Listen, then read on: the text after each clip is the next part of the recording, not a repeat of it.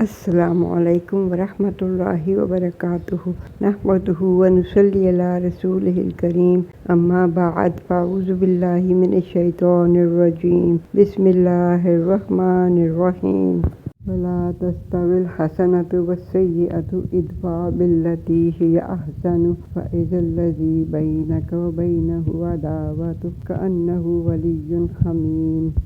نیکی اور بدی کبھی برابر نہیں ہو سکتے۔ برائی کو دور اس بات سے کیجیے کہ جو اچھی ہو، پھر وہ شخص جو تیرے اور اس کے درمیان دشمنی تھی ایسے ہوگا گویا کہ وہ مخلص دوست ہے۔ آج ہم ایک نئے ٹاپک کی ابتدا کر رہے ہیں اور وہ ٹاپک ہے مرکب تام۔ جب ہم نے مرکب ناقص کیے تھے تو اس وقت میں نے آپ کو بتایا تھا کہ مرکب دو قسم کے ہوتے ہیں، ایک ہوتے ہیں مرکب ناقص اور ایک ہوتے ہیں مرکب تام۔ تو مرکب ناقص وہ ہوتے ہیں جو اپنا مطلب پورا واضح نہیں کرتے، اور جس میں مطلب واضح ہو جائے وہ مرکب تام یا جملہ کہلاتا ہے۔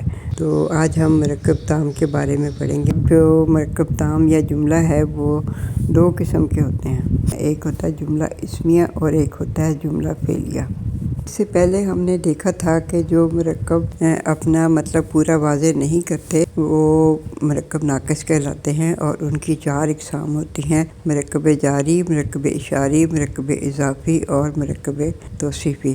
اب ہم مرکب تام یا جملے کے بارے میں اسٹڈی کریں گے، اور اس کی دو اقسام ہوتی ہیں، ایک تو ہوتی ہے جملہ اسمیہ اور ایک جملہ فعلیہ۔ تام جیسا کہ میں نے ابھی کہا کہ دو یا دو سے زیادہ ایسے الفاظ کا مرکب ہوتا ہے جس سے بات پوری ہو جائے، اور تام کے معنی ہے مکمل، اور اسی کو جملہ بھی کہتے ہیں۔ اور مرکب تام یا جملہ جو ہے اس کی دو اقسام ہیں، ایک تو جملہ فعلیہ اور دوسرا جملہ اسمیہ۔ عربی زبان کی خصوصیت ہے کہ اس میں جملہ فعل کے بغیر بھی بن جاتا ہے، اور چونکہ ہم نے ابھی اسم ہی پڑھے ہیں تو ہم اس کی مدد سے جملے بنائیں گے۔ اب ایک جملے پر غور کریں۔ زید نیک ہے۔ اس جملے میں دو جز ہیں، ایک جز ہے زید جس سے جملے کی ابتدا ہو رہی ہے اور جس کی متعلق بات کی جا رہی ہے، دوسرا جز نیک ہے، یعنی کہ وہ بات جو اس کے متعلق کہی جا رہی ہے۔ انگلش گرامر میں انہیں سبجیکٹ اور پریڈیکیٹ کہتے ہیں۔ عربی زبان میں جس کے متعلق بات کی جائے اس کو مبتدا کہتے ہیں، اور جو بات کی جائے اس کو خبر کہتے ہیں۔ جملہ اسمیہ کے یہی دو اجزاء ہیں، اس میں مبتدا پہلے اور خبر بعد میں آتی ہے۔ عربی میں ہے، ہیں، ہوں یا ہو کے الفاظ نہیں ہوتے۔ الفاظ کو ایک خاص ترتیب سے لانے سے یہ مفہوم خود بخود پیدا ہو جاتا ہے۔ جملہ اسمیہ میں ترجمہ کرنے سے پہلے مبتدا اور خبر کا تعین کیا جاتا ہے، پھر اس کے قواعد کو سامنے رکھ کر اس کا ترجمہ کر لیا جاتا ہے۔ اب مبتدا اور خبر کے کچھ قواعد ہیں جو کہ ہم دیکھ لیتے ہیں۔ وسعت کے لحاظ سے مبتدا معرفہ اور خبر عام طور پر نکرہ ہوتی ہے، اور اعراب کے لحاظ سے مبتدا اور خبر دونوں مرفوع ہوتے ہیں، اور جنس اور عدد کے لحاظ سے مبتدا اور خبر میں مطابقت ہوتی ہے۔ اب ان قواعد کو ذہن میں رکھتے ہوئے زید نیک ہے کا ترجمہ کریں۔ زید جو ہے مبتدا ہے اور نیک ہے جو ہے وہ خبر ہے۔ تو زید صالح، تو یعنی کہ اب ہم نے جو مبتدا ہے اس کو معرفہ کر کے خبر کو نکرہ کر دیا تو اسے جملہ مکمل ہو گیا، اور اس میں ہے کا مفہوم پیدا ہو گیا، یعنی کہ زید صالح، زید نیک ہے۔ اسی طرح ہم اور مثالیں دیکھ لیتے ہیں۔ حامد سچا ہے، تو اس کا اگر عربی میں ترجمہ کریں گے تو حامد صادق، یعنی کہ حامد معرفہ ہو گیا جو کہ مبتدا ہے، اور صادق جو ہے وہ خبر ہے اور وہ نکرہ ہوگی۔ محمود استاد ہے، محمود معلم۔ جیسا کہ ہم نے دیکھا کہ مرکب تام یا جملہ جو ہے وہ ایسے الفاظ کا مرکب ہے جس کا مفہوم مکمل ہو، اور اس کے تام کے معنی ہی مکمل کے ہیں۔ تام کا دوسرا نام ہی جملہ ہے، اور اردو میں جملے کا ترجمہ ہے، ہیں یا ہوں سے کیا جاتا ہے، لیکن عربی میں الفاظ کو اس طرح سے ترتیب دیا جاتا ہے کہ اس میں یہ مفہوم نکل آتا ہے۔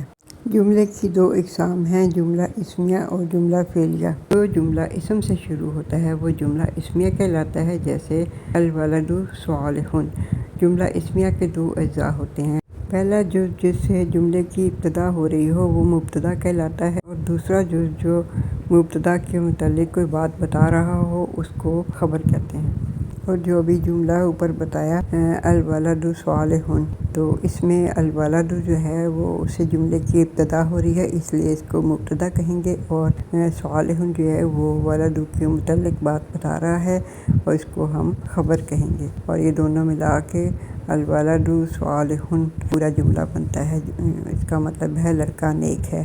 اب جملہ فعلیہ جو ہے وہ اس جملے کو کہتے ہیں جو فعل سے شروع ہو، اور اسی لیے وہ جملہ فعلیہ کہلاتا ہے۔ جیسے ذہب خالد، جملہ فعلیہ کے بھی دو اجزاء ہوتے ہیں، پہلا فعل اور دوسرا فاعل، اور اس میں فعل پہلے آتا ہے اور فاعل اس کے بعد آتا ہے، اور اس جملے میں ذہب فعل ہے اور فاعل جو ہے وہ خالد ہے۔ یہ دونوں مل کے جملہ فعلیہ بنا رہے ہیں، ذہب خالد، جس کا مطلب ہے کہ خالد گیا۔ جیسا کہ میں نے پہلے بھی آپ کو بتایا کہ جملہ اسمیہ کے دو اجزاء ہوتے ہیں، پہلا مبتدا کہلاتا ہے، تو جس اسم سے جملے کی ابتدا ہو رہی ہے اسے مبتدا کہتے ہیں، اور یہ ہمیشہ معرفہ ہوتا ہے، اور جو اسم مبتدا کے متعلق کوئی خبر فراہم کر رہا ہو اس کو خبر کہیں گے، اور خبر عام طور پر نکرہ ہوتی ہے اور جنس عدد اور اعرابی حالت میں مبتدا کے مطابق ہوتی ہے۔ اگر مبتدا جمع مکسر غیر عاقل ہو تو خبر واحد مؤنث ہوگی۔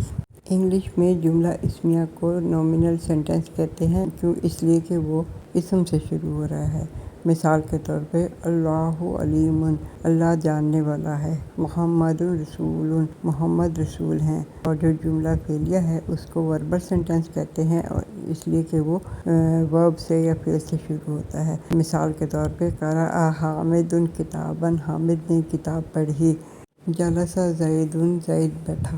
مبتدا اور خبر کے بھی کچھ قواعد ہیں، ان کو بھی ہم ایک جائزہ لے لیتے ہیں۔ مبتدا واحد مؤنث ہوگا تو خبر بھی واحد مؤنث آئے گی، جیسے مریم نیک ہے، مریم صالحۃ، اور پھر زینب سچی ہے، زینب صادقۃ، فاطمہ استانی ہے، فاطمہ معلمۃ۔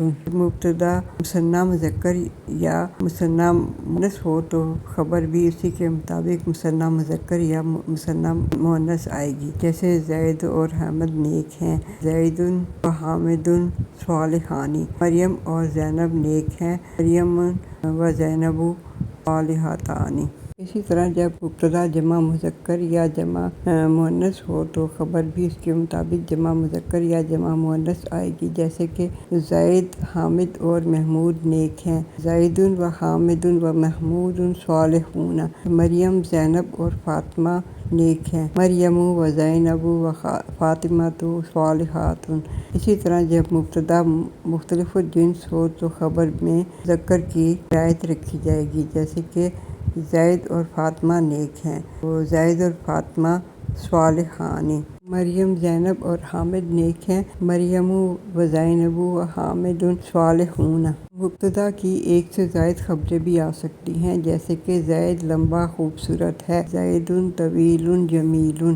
ابھی تک جتنی بھی مثالیں میں نے جملہ اسمیہ کی دیں اس میں سب مبتدا اور خبر مفرد تھے، لیکن ہمیشہ ایسا نہیں ہوتا۔ بعض اوقات جملہ اسمیہ میں کبھی مبتدا مرکب ہوتا ہے اور کبھی خبر مرکب ہوتی ہے، اور کبھی دونوں ہی مرکب ہوتے ہیں، جیسے لمبا آدمی نیک ہے، تو اس میں مبتدا جو ہے وہ مرکب توصیفی ہے، اور پھر اسی طرح قرآن اللہ کا کلام ہے تو اس میں خبر جو ہے وہ مرکب اضافی ہے، تو رسول کی اطاعت اللہ کی اطاعت ہے، تو اس میں مبتدا جو ہے وہ مرکب اضافی ہے، جبکہ خبر جو ہے وہ بھی مرکب اضافی ہے۔ ان جملوں کا ترجمہ کرنے کا طریقہ بھی وہی ہے، جیسے کہ پہلے مبتدا اور خبر کا تعین کریں گے، مبتدا اور خبر کے متعلق یہ معلوم کریں گے کہ آیا وہ مفرد ہیں یا مرکب، اگر مرکب ہیں تو کون سا مرکب پہ ترجمہ کر لیں گے، جیسے لمبا آدمی مبتدا ہے اور وہ مرکب توصیفی ہے، نیک ہے خبر ہے اور وہ مفرد ہے۔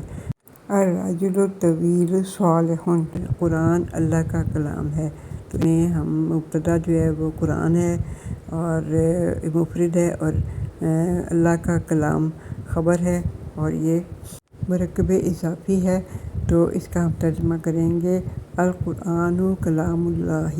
تو پھر تیسری مثال جو تھی وہ رسول کی اطاعت اللہ کی اطاعت ہے، تو اب یہ رسول کی اطاعت یہ مبتدا ہے اور یہ مرکب اضافی ہے، اور اللہ کی اطاعت یہ خبر ہے، یہ بھی مرکب اضافی ہے۔ اطاعت الرسول اطاعت اللہ۔ جملہ اسمیہ بنانے کے لیے جب مرکبات کو اس میں شامل کیا جاتا ہے تو اس کے بھی کچھ قواعد ہوتے ہیں۔ اس میں ہم یہ اب دیکھتے ہیں کہ کون سے مرکب کے لیے کون سے قواعد استعمال ہوتے ہیں۔ تو مرکب توصیفی اور مرکب اشاری، ان دونوں کے لیے ایک ہی قاعدہ ہے، اور مرکب اضافی اور مرکب جاری کے لیے ایک قاعدہ ہے۔ اب مرکب توصیفی کا قاعدہ کیا ہے؟ مرکب توصیفی کے پہلے حصے کو معرفہ اور دوسرے حصے کو نکرہ بنانے سے مرکب تام یعنی کہ جملہ بن جاتا ہے۔ جیسے معرفہ پلس معرفہ جو ہے مرکب ہوتا ہے، جیسے الولد اور الصالح، یہ دو مفرد مرکب توصیفی بناتے ہیں جو کہ بنتا ہے الولد الصالح۔ اور جب ہم نے اس کا جملہ بنانا ہو تو پھر ہم الولد کو معرفہ ہی رہنے دیتے ہیں اور الصالح کو ہم نکرہ بنا دیتے ہیں، تو وہ بن جاتا ہے الولد صالح، اور وہ پھر جملے کا مفہوم دیتا ہے، یعنی کہ لڑکا نیک ہے۔ اسی طرح مرکب اشاری کے بھی پہلے حصے کو معرفہ اور دوسرے حصے کو نکرہ بنانے سے مرکب یعنی تام یعنی کہ جملہ بن جاتا ہے۔ جیسے معرفہ پلس معرفہ ھذا اور الولد، یہ دونوں مل کے مرکب اشاری بناتے ہیں ھذا الولد، اور اس میں ھذا جو ہے اس کو معرفہ ہی رہنے دیتے ہیں، اور جو الولد ہے اس کو نکرہ بنا دیتے ہیں، تو پھر بن جاتا ہے ھذا ولد، اور یہ مرکب تام یا جملہ بن جاتا ہے جس کا مطلب ہے یہ لڑکا ہے۔ جیسا کہ ہم جانتے ہیں کہ مرکب توصیفی میں موصوف اور صفت ہوتے ہیں۔ موصوف کو معرفہ اور صفت کو جو ہے وہ نکرہ بنا کر جملہ بنایا جاتا ہے۔ کہ اب ذرا مثالیں میں تھوڑی سی آپ کو کروا دیتی ہوں تاکہ آپ کو یہ لیسن جو ہے وہ بالکل اچھی طرح سے سمجھ آ جائے۔ اللہ غفور، تو اس کا ترجمہ ہے اللہ بخشنے والا ہے۔ العذاب شدید، عذاب شدید ہے۔ الاجر عظیم، اجر عظیم ہے۔ القرآن نور، قرآن روشنی ہے۔ الماء طہور، پانی پاک ہے۔ الصلاۃ قائمۃ، نماز قائم ہے۔ العبدان صالحان، الصحابۃ صادقون، صحابہ سچے ہیں۔ المشرکات ظالمات، مشرک عورتیں ظالم ہیں۔ اب اسی طرح مرکب اشاری کا دیکھتے ہیں۔ اسم اشارہ تو پہلے ہی معرفہ ہوتا ہے، اس کو مبتدا بنا دیا جائے اور مشار الیہ کو معرفہ سے نکرہ بنا دیا جائے تاکہ خبر بن جائے۔ اس طرح مرکب اشاری میں ہے کا معنی پیدا کرنے سے جملہ بن جاتا ہے۔ اس کی بھی ہم مثالیں دیکھ لیتے ہیں۔ ھذا رجل، یہ آدمی ہے۔ ھذہ شجرۃ، یہ درخت ہے۔ ھذان ساحران، یہ دو جادوگر ہیں۔ ذالک برہانان، وہ دو دلیلیں ہیں۔ ہؤلاء مؤمنون، یہ مومن ہیں۔ تلک قریۃ، یہ بستی ہے۔ تلک آیات، یہ نشانیاں ہیں۔ اولئک ظالمات، وہ ظالم عورتیں ہیں۔ اولئک مفلحون، وہ فلاح پانے والے ہیں۔ مرکب اضافی اور مرکب جاری کا قاعدہ جو ہے وہ مرکب توصیفی اور مرکب اشاری سے تھوڑا سا ڈفرینٹ ہے۔ مرکب اضافی میں سے پہلے معرفہ لگائیں گے یا پھر اس کے اینڈ پہ نکرہ لگائیں گے، تو اس میں یعنی کہ ایک اور ایڈیشن ہم کریں گے تو پھر وہ جملہ بنے گا۔ تو جیسے میں اس کو مثال کے ذریعے آپ کو سمجھاتی ہوں۔ جیسے مرکب اضافی ہے، اس سے پہلے ہم یا تو کوئی اسم لگائیں گے جو معرفہ ہو اور تو پھر اس وہ جملہ بنے گا، اور یا پھر مرکب اضافی کے بعد کوئی ایسا اسم لگائیں گے جو نکرہ ہو، وہ پھر تب جملہ بنے گا۔ اس کو مثال کے ذریعے سمجھتے ہیں۔ ھذا جو ہے معرفہ ہے اور اسم اشارہ، اور مرکب اضافی کے ساتھ لگائیں گے کتاب الولد، ھذا کتاب الولد، تو یہ بن جائے گا جملہ جس کا مطلب ہوگا یہ کتاب لڑکے کی ہے۔ اور مرکب اضافی کے بعد نکرہ کی مثال دیکھیں۔ کتاب الولد مرکب اضافی تھا اور اس کے ساتھ ہم نے جدید لگا دیا جو کہ نکرہ تھا، اور اس سے بن گیا وہ جملہ یعنی کہ مرکب تام، جس کا میننگ یہ ہوا کتاب الولد جدید، اور لڑکے کی کتاب نئی ہے۔ مرکب جاری پہ بھی ہم وہی سیم قاعدہ اپلائی کریں گے جو مرکب اضافی پہ کیا تھا، یعنی کہ مرکب جاری سے پہلے معرفہ لگا دیں گے یا پھر مرکب جاری کے بعد نکرہ لگائیں گے، تو اس سے جملے کا مفہوم پیدا ہو جائے گا۔ تو اس کو مثال سے سمجھتے ہیں، معرفہ پلس مرکب جاری، الولد اور مرکب جاری ہے فی البیت، تو یہ بنے گا الولد فی البیت، یعنی کہ لڑکا گھر میں ہے۔ پھر مرکب جاری کے بعد نکرہ لگانے کی مثال دیکھیں، پھر بیتی کے بعد ہم نے اسم لگانا ہے تو ولدن لگا دیں گے، اس کو نکرہ کر دیں گے، تو وہ ہوگا فی البیت ولدن، گھر میں لڑکا ہے۔ اب اس کی بھی ہم کچھ مثالوں کے ذریعے سمجھتے ہیں۔ مرکب اضافی میں ہے کا معنی پیدا کرنے کے لیے کسی تیسرے اسم کا اضافہ کرنا ضروری ہوتا ہے۔ اگر شروع میں لگائیں تو اسم معرفہ ہونا چاہیے، اور اگر آخر میں لگائیں تو اسم نکرہ ہونا چاہیے۔ تو پہلے ہم معرفہ کے ساتھ اسم مرکب اضافی کی مثالیں دیکھتے ہیں۔ اللہ رب العالمین، یعنی کہ اللہ تمام جہانوں کا رب ہے۔ محمد رسول اللہ، محمد اللہ کے رسول ہیں۔ ہے القرآن کتاب اللہ، قرآن اللہ کی کتاب ہے۔ ہؤلاء عباد اللہ، یہ اللہ کے بندے ہیں۔ اولئک اصحاب الجنت، یہ جنت والے ہیں۔ ہذہ ناقۃ اللہ، یہ اللہ کی اونٹنی ہے۔ اللہ نور السماوات، اللہ نور ہے آسمانوں کا۔ اللہ ولی المتقین، اللہ متقین کا دوست ہے۔ المسجد بیت اللہ، مسجد اللہ کا گھر ہے۔ اب ہم مرکب اضافی کے بعد میں نکرہ لگانے کی مثالیں دیکھتے ہیں۔ رب العالمین غفور، جہانوں کا رب بخشنے والا ہے۔ رسول اللہ صادق، اللہ کے رسول سچے ہیں۔ کتاب اللہ نور، اللہ کی کتاب روشنی ہے۔ آیات اللہ بینات، اللہ کی آیات واضح ہیں۔ اصحاب القریۃ صابرون، بستی کے لوگ صبر کرنے والے ہیں۔ ارض اللہ واسعۃ، اللہ کی زمین وسیع ہے۔ دعوت الانبیاء صادقۃ، انبیاء کی دعوت سچی ہے۔ متاع الدنیا قلیل، دنیا کا سامان تھوڑا ہے۔ رسول اللہ مبشرون، اللہ کے رسول خوشخبری دینے والے ہیں۔ اب اسی طرح مرکب جاری کی ہم مثالیں دیکھتے ہیں۔ اس میں بھی ہے کا معنی پیدا کرنے کے لیے کسی تیسرے اسم کا اضافہ کرنا ضروری ہوتا ہے۔ اگر شروع میں لگائیں گے تو اسم معرفہ ہونا چاہیے، اور اگر آخر میں لگائیں گے تو اسم نکرہ ہونا چاہیے۔ تو اب ہم پہلے اسم معرفہ کے ساتھ مرکب جاری کی مثالیں دیکھتے ہیں۔ الحمدللہ، تمام تعریفیں اللہ کے لیے ہیں۔ علیہ کالاسد، علی شیر کی مانند ہے۔ اللہ علی العرش، اللہ عرش پر ہے۔ الجنت للمتقین، جنت متقین کے لیے ہے۔ النار للکافرین، آگ کافروں کے لیے ہے۔ المؤمن فی المسجد، مومن مسجد میں ہے۔ کفار فی الضلال، کفار گمراہی میں ہیں۔ الحق فی القرآن، حق قرآن میں ہے۔ المؤمنون علی الہدایۃ، مومنین ہدایت پر ہیں۔ اب مرکب جاری کے بعد ہم نکرہ کی مثالیں دیکھ لیتے ہیں۔ للصابرین جنت، صبر کرنے والوں کے لیے جنت ہے۔ علی الشیطان لعنۃ، شیطان پر لعنت ہے۔ فی الصلۃ خیر، صلح میں بھلائی ہے۔ فی البیت ولدان، گھر میں دو لڑکے ہیں۔ فی قلوبہم مرض، ان کے دلوں میں بیماری ہے۔ فی الحیاۃ الرسول اسوۃ، رسول کی زندگی میں نمونہ ہے۔ فی الغرفۃ ولد، کمرے میں لڑکا ہے۔ لہم عذاب علیم، ان کے لیے دردناک عذاب ہے۔ مع العسر یسرا، مشکل کے ساتھ آسانی ہے۔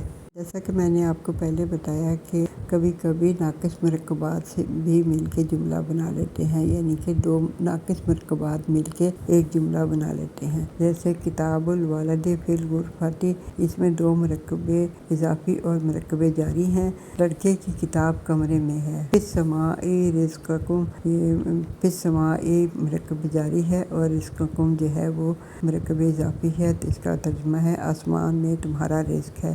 رأس الحکمت مخافۃ اللہ، اس میں پہلا جو ہے مرکب اضافی ہے، دوسرا بھی مرکب اضافی ہے، اور ان دونوں کے جو ملنے سے بنا ہے حکمت کی چوٹی اللہ کا خوف ہے۔ پھر موت العالم، موت العالم، تو یہ بھی مرکب اضافی ہیں دونوں، اور ان کے ملنے سے جملہ بنا عالم کی موت، عالم کی موت ہے۔ اب ہے الولد الصالح فی المسجد، یہ مرکب توصیفی ہے، پہلا دوسرا مرکب جاری ہے، تو اس کا مطلب ہے نیک لڑکا مسجد میں ہے۔